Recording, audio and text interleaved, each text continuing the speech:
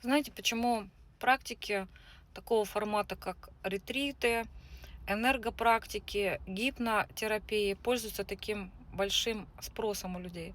Это такой некий уход от реальности и желание заглянуть и найти ответы своей неспособности справиться с жизнью, с материальным планом ее каким-то, с физикой, со здоровьем, с детьми, в чем-то необъяснимом. То есть это такой некий уход от реальности, и он притягивает как магнит. И люди платят большие деньги за то, чтобы успокоить себя, за то, чтобы найти ответы на свои вопросы, причины своей неспособности в этой жизни в чем-то таком, что от них не зависит. Это очень легко для мозга, это дает успокоительное такое состояние, и можно там съездить где-то в гипнотерапию, тебя заведут там до каких-то седьмых жизней и покажут, что это просто твоя карма, и тебе вообще ничего не надо делать, от тебя ничего не зависит, и твоя душа так решила.